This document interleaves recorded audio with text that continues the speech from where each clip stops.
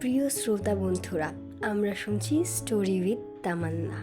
শুরু করছি ইলমা বেহরেজের লেখা নবরা গল্পের 11 নম্বর পর্ব। দীর্ঘদিন নিরুদ্দেশ থাকার পর ভাতিজা ফিরে এসেছে। এই খবর শুনে শব্দের বুকের ভেতর আনন্দের ঢেউ খেলছে। তার চোখে মুখে ফুটে উঠেছে অপার খুশির ছাপ। কিন্তু সেই আনন্দের রেশ বেশিক্ষণ টিকল না। নিচতলায় নেমে আসতেই শব্দের চোখে পড়ল সুফিয়ানের গম্ভীর মুখচ্ছবি। চোখে মুখে ফুটে উঠেছে এক অদ্ভুত রাগের ছাপ। তার চোখ দুটো ঝলঝল করছে, মুখমণ্ডল ধারণ করেছে এক অগ্নিবর্ষী রূপ। নিশ্চয়ই কোনো অঘটন ঘটেছে। শব্দর কিছু বলার আগেই সিঁড়ি থেকে জাওয়াদের শব্দ ভেসে এলো। ধীর পদক্ষেপে জাওয়াদ নামছে, তার চলনে আত্মবিশ্বাস, যেন সে কারো পরোয়া করে না। সে সিঁড়িতে পা রাখতেই জাওয়াদ গলা উঁচিয়ে ডাকলো, মনির। মনির দ্রুত ছুটে এলো। জাওয়াদ তাকে নির্দেশ দিল, রায় আর আমার খাবার উপরে দিয়ে যা, আমরা উপরেই খাবো। এ কথা বলেই জাওয়াদ আবার সিঁড়ির দিকে পা বাড়ায়। তখনই শব্দর এগিয়ে এলো তার দিকে। ঠিক সেই মুহূর্তে পেছন থেকে সুফিয়ানের গম্ভীর কণ্ঠস্বর ভেসে এলো, জাওয়াদ।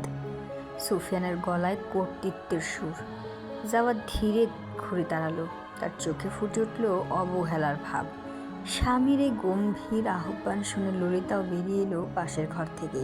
তার পেছনে খাসদাসী রেণু। সুফিয়ান গম্ভীর কণ্ঠে বললেন, জাওয়াদ, তোমার সঙ্গে আমার কথা আছে, বৈঠকখানায় এসো। রেগে গেলে তিনি পুত্রকে তুমি করে বলেন। জাওয়াদ অনিচ্ছা সত্ত্বেও পিতাকে অনুসরণ করে। হঠাৎ তার চোখে পড়ল শব্দরের দিকে। শব্দর হাসি মুখে এগিয়ে এলো জাওয়াদের দিকে। জাওয়াদ বাবা বলে কোলাকুলি করতে উদ্যত হয়, কিন্তু জাওয়াদ যেন পাথর হয়ে গেছে। সে এক পা পিছিয়ে যায়, চাচার আলিঙ্গন এড়িয়ে। শব্দরের মুখের হাসি মুহূর্তেই মিলিয়ে গেল। চোখে ফুটে উঠল গভীর আঘাতের ছাপ। শব্দর হতবম্ব। সে বিশ্বাস করতে পারল না দৃশ্যটি। জাওয়াদ তার ন্যাওটা। মনের পর্দায় ভেসে উঠল অতীতের স্মৃতি। রাজধানী থেকে ছুটিতে এলে জাওয়াদ কিভাবে তার সঙ্গে সময় কাটাতো, কত গল্প করতো, কত আবদার করতো। চাচার ভাতিজার সম্পর্ক ছাপিয়ে তারা ছিল দুই বন্ধু। শব্দরের চোখে জল এসে গেল। সে বোবা দৃষ্টিতে তাকিয়ে রইল জাওয়াদের দিকে। মনে মনে প্রশ্ন করছে, কেন বাবা, কি হয়েছে তোর? জাওয়াদের চোখেও একটুও জল চিকচিক করে ওঠে। সে দ্রুত চোখ ফিরিয়ে নিল। বৈঠকখানার দরজা খুলে গেল। সুফিয়ান ভারী পদক্ষেপে ঘরে ঢুকলেন। তার মুখে কঠোর ভাব, চোখে দৃঢ় সংকল্প। তিনি তার নির্দিষ্ট আসনে গিয়ে বসলেন। সেই আসন যেখান থেকে তিনি বহু বছর ধরে এই পরিবার সম্পত্তি শাসন করে আসছেন। জাওয়াদ ধীরে ধীরে ঘরে ঢুকলো।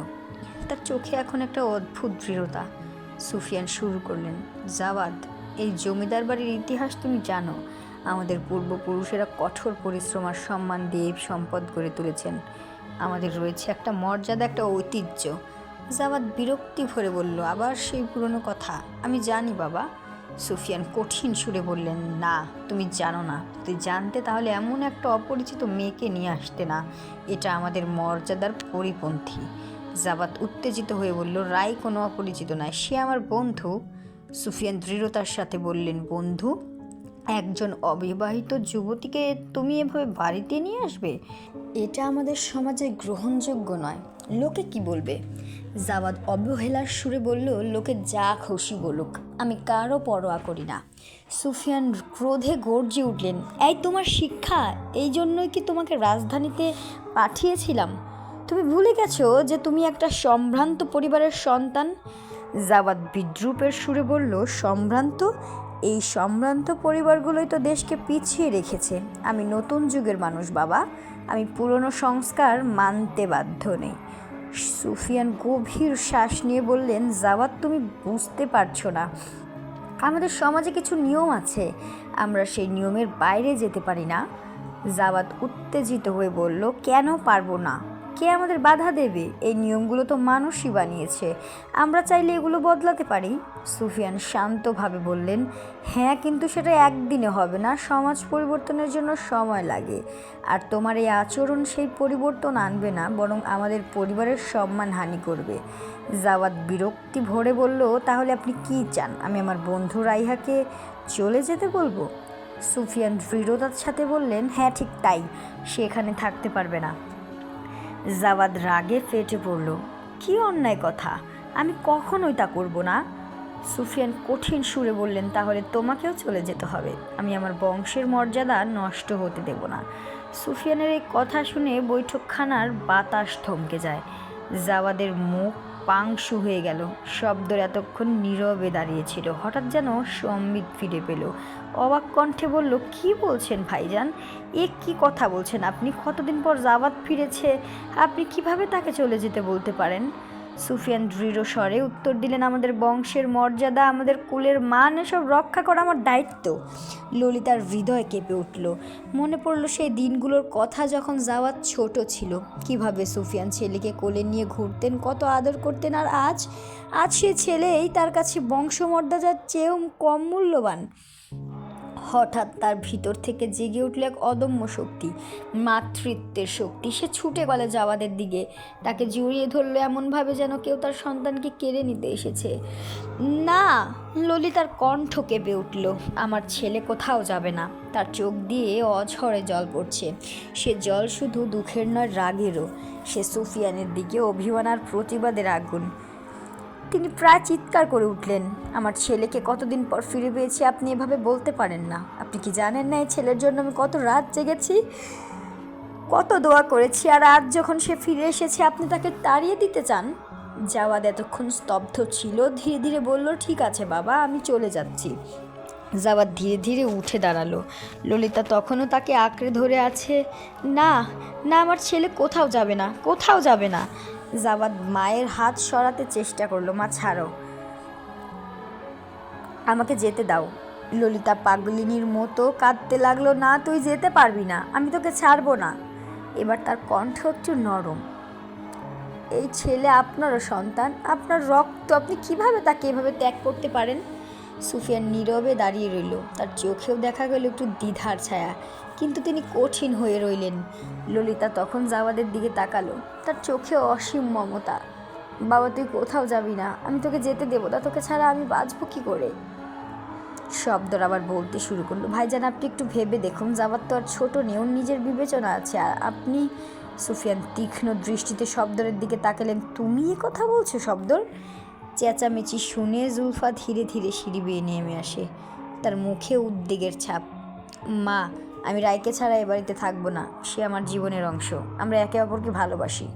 জাওয়াদ বলল, তার কণ্ঠস্বরে অকম্পিত দৃঢ়তা। সুফিয়ানের চোখ জ্বলে উঠল রাগের আগুন। তিনি গর্জে উঠলেন, কি বললে? তুমি জানো না যে আমাদের সমাজে এসব গ্রহণযোগ্য নয়? তোমার মাথা খারাপ হয়ে গেছে নাকি? জাওয়াদের চোখে জ্বলে উঠল বিদ্রোহের আগুন। সে তীব্র স্বরে উত্তর দিল, আপনার সমাজ, আপনার সমাজ। আমি এই সমাজের বাঁধন ভাঙতে চাই, আমি মুক্ত হতে চাই। কেন আমি নিজের মনের মানুষকে ভালোবাসতে পারবো না? কোন অধিকারে আপনারা আমার জীবনের সিদ্ধান্ত নিতে চান? সুফিয়ান ছেলের এই অভূতপূর্ব রূপ দেখে হতভম্ব হয়ে গেলেন। তার চোখে মুখে ফুটে উঠল বিস্ময় আর হতাশা। তিনি কয়েক মুহূর্ত চুপ করে রইলেন, নিজেকে সামলে নিতে। তারপর একটু নরম সুরে বললেন, মেয়ের বাবা মাকে ডাকো, আমি তাদের সঙ্গে কথা বলবো। জাওয়াদ তার বাবার চোখের দিকে তাকে উত্তর দিল, আমি ওকে বিয়ের আসর থেকে তুলে এনেছি। এই কথা শুনে ঘরের সবাই বজ্রাহত হলো। সুফিয়ান সহ সকলের মুখ দিয়ে একসঙ্গে বেরিল, কি বললে? জাওয়াদের মুখ ফুটে উঠল অদ্ভুত আত্মবিশ্বাস। তার মধ্যে কোনো ভয় বা লজ্জা নেই, বরং সে গর্ব করে বলল, আমি রায়কে তার বিয়ের আসর থেকে নিয়ে এসেছি। কিছুদিনের মধ্যে ওর ভাই আসবে ইংল্যান্ড থেকে, তারপর আমরা বিয়ে করব। আমি জানি এটা আপনাদের কাছে গ্রহণযোগ্য নয়, কিন্তু আমি আমার সিদ্ধান্তে অটল। সুফিয়ান বাক হারা হয়ে দাঁড়িয়ে রইলেন। তার চোখে মুখে ফুটে উঠল হতাশা, রাগ আর অসহায়তার এক অদ্ভুত মিশ্রণ। এই অবস্থায় কি যে বলা যায় তিনি ভেবে পাচ্ছেন না। তিনি একবার ললিতার কান্নার ভেজা মুখের দিকে তাকালেন, যেখানে ফুটে উঠেছিল মাতৃসুলভ উদ্বেগ। আরেকবার শব্দরের দিকে তাকালেন, যার চোখে গভীর চিন্তার ছায়া। তারপর আবার ছেলের দিকে তাকালেন, যার দৃঢ় ভঙ্গি দেখে তিনি বুঝতে পারলেন এ ছেলে মত পাল্টাবে না। সুফিয়ান ধীরে ধীরে উঠে দাঁড়ালেন, তার হাতের লাঠিটা যেন আরও ভারী হয়ে গেল। তিনি ঠক ঠক ঠক ঠক করে হেঁটে নিজের ঘরের দিকে এগোলেন। তার পিঠের কুঁজোটা যেন আরও বেঁকে গেল। শব্দর দীর্ঘশ্বাস ছেড়ে জাওয়াদকে হেসে বলল, তুই এখানেই থাকবি, ভাইজান যেহেতু কিছু বলেনি। আর জাওয়াদ তার কথা শেষ হওয়ার আগেই মায়ের আলিঙ্গন ছেড়ে দ্রুত পায়ে চলে যায়। ললিতা অসহায় দৃষ্টিতে শব্দরের দিকে তাকায়। তার চোখে অশ্রু, মুখে উদ্বেগ। শব্দর ললিতাকে আশ্বস্ত করে বলল, চিন্তা করবেন না, সময় সব ঠিক করে দেবে। ঘরের মাঝখানে একটি বিশাল মেহগনি কাঠের 4 পোস্টার পালঙ্ক, তার উপর মখমলের পর্দা ঝুলছে। পালঙ্কের পাশে সোনালি কারুকাজ করা একটি ড্রেসিং টেবিল, যার উপর নানা রকম সুগন্ধি ও প্রসাধনী সামগ্রী সাজানো। একপাশে বিশাল জানালা, যার ভারী পর্দা সরিয়ে দেখা যায় বাইরের বাগানের একাংশ। এই বিলাসবহুল পরিবেশের মাঝখানে পালঙ্কের উপর বসে আছে রায়হা। তার পরনে সাদা রঙের পোশাক, যা তার সাদা ত্বকের সৌন্দর্যকে আরও ফুটিয়ে তুলেছে। তার কালো চুল অলসভাবে কাঁধের উপর ছড়িয়ে পড়েছে। সৌন্দর্যের মাঝেও তার নীল চোখে ছিল বেদনার ছায়া। তার হৃদয়ের অব্যক্ত যন্ত্রণা মুক্তির পথ খুঁজেছে চোখের জলের মাধ্যমে। নিঃশব্দে কাঁদছে সে, তার অশ্রুই এখন তার একমাত্র সান্ত্বনা এই নির্মম পৃথিবীতে। ভেসে আসা দ্রুত পদশব্দে রাইহা চমকে ওঠে, তার নীল চোখ দুটি প্রশস্ত হয়ে ওঠে, ভয়ে কুঁকড়ে যায় সারা শরীর। মুহূর্তের মধ্যে রাইহা নিজেকে সামলে নিয়ে চঞ্চল হাতে চোখের কোণে জমে থাকা অশ্রুর শেষ বিন্দুটুকু মুছে ফেলল। দরজা খুলে যায় প্রচণ্ড শব্দে, যেন ঘূর্ণিঝড় এসে আছড়ে পড়ল ঘরের মধ্যে। জাবাদ ঢুকলো সেই ঝড়ের মতোই, অশান্ত অস্থির ক্রুদ্ধ। তার চোখে জ্বলছে আর আগের অগ্নিশিখা, মুখের রেখায় রেখায় ফুটে উঠেছে হতাশার ক্ষোভের গভীর দাগ। জাবাদ রাইহার দিকে আঙুলে তুলে তর্জন গর্জন শুরু করলো, তার কণ্ঠস্বরে একসঙ্গে ক্ষোভ, রাগ আর অভিযোগের সুর। শোনো, সে বলতে শুরু করলো, তুমি কি জানো তোমার জন্য আমাকে কতটা নিচে নামতে হয়েছে, কত মিথ্যের জালে জড়িয়ে পড়েছি আমি একটা নাটকের অভিনেতা হয়ে গেছি। জাওয়াদের কথার মধ্যে একটা গভীর যন্ত্রণার সুর। এই বাড়িতে আসতে হয়েছে শুধু তোমার জন্য। কেন, কার জন্য? যাকে আমি চিনি না, জানি না। এখন তুমি বলো, কি করবে তুমি, কোথায় যাবে? আমাকে এই অসহনীয় পরিস্থিতি থেকে মুক্তি দাও, এই দুঃস্বপ্ন থেকে বের করে নাও আমাকে। রায়হা নীরবে দাঁড়িয়ে রইল, তাকে দেখাচ্ছে নিরুপায় পাখির মতো, যার ডানা ভেঙে গেছে। ধীরে ধীরে সে মাথা নাড়ল। তাহলে আজকে এ পর্যন্তই। এরপরে কি হলো জানতে পরের পর্বটি অবশ্যই শুনবেন। আশা করি এই পর্বটি সবারই ভালো লেগেছে। তাহলে লাইক, সাবস্ক্রাইব বাটনে ক্লিক করে এখনই নোটিফিকেশান বেল আইকনটি ক্লিক করে রাখুন, যাতে পরবর্তী পর্বটি সবার আগে আপনি পেয়ে যান। এবং কমেন্ট বক্সে কমেন্ট করতে ভুলবেন না। ধন্যবাদ সবাইকে। আসসালামু আলাইকুম।